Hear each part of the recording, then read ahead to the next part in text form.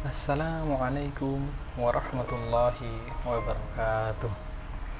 Baik, bagaimana kabar anak-anakku sekalian di pagi hari ini? Mudah-mudahan Allah selalu memberikan kita kesehatan sehingga kita bisa beraktivitas dan beribadah dengan baik. Ya, pada kesempatan kali ini kita sudah masuk pada bab yang ke-8. Bab yang ke-8 itu adalah mengenai ad-darsus tsamin, pelajaran yang ke-8. Di situ ada al-himmah, cita-cita. Ya, sebelum kita memulai pembelajaran kita pada pagi hari ini, mari kita awali dengan membaca lafaz basmalah. Bismillahirrahmanirrahim. Fokus kita pada pagi hari ini adalah belajar tentang kaidah atau tata bahasa mengenai anak tu. Apa itu anak tu? Anak itu adalah kata sifat. Anak itu merupakan kalimat yang terdiri dari dua kata. Yang pertama adalah man'ut dan yang kedua adalah na'at. Ini dari segi penulisan atau dari sisi penulisannya. Cuma biasanya anak itu yang kita kenal terdiri dari na'at dan man'ut.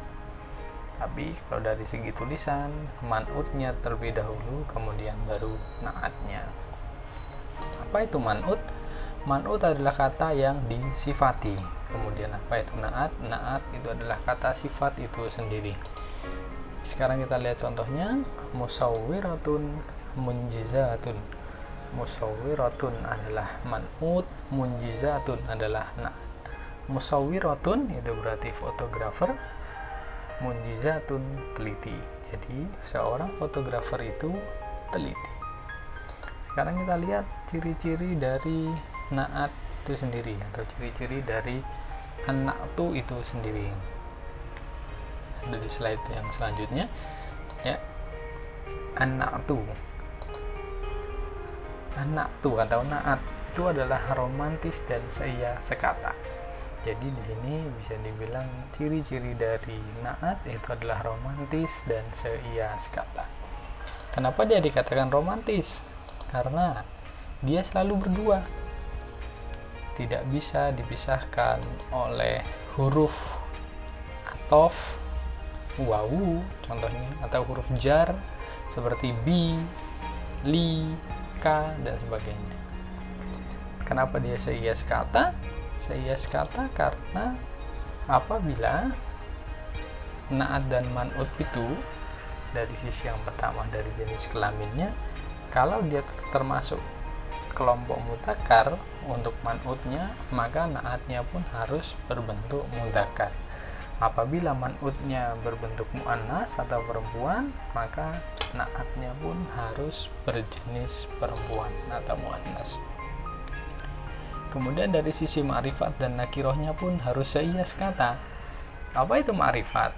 Ma'rifat itu isim atau kata benda yang diawali oleh alif lam. Apabila man'utnya diawali oleh alif lam, maka na'atnya pun harus diawali huruf alif lam. Begitu juga apabila tanpa alif lam atau disebut dengan isim nakiroh, man'utnya nakiroh, maka na'atnya pun harus nakiroh. Kemudian yang terakhir ada i'rabnya atau harokat akhirnya. Apabila harokat akhirnya na'at berupa domatain, maka man'utnya pun harus domatain. Bila man'utnya berakhiran doma, maka na'atnya pun harus berakhiran doma. Dan begitulah yang dikatakan dengan seia sekata. Baik, mari sekarang kita lihat ini tulisannya atau yang secara gamblang. Nah, di sini kita lihat ciri-ciri na'at sehingga dengan romantis dan seia sekata. Silahkan nanti disimak dan dipelajari untuk lebih memahaminya. Untuk yang selanjutnya,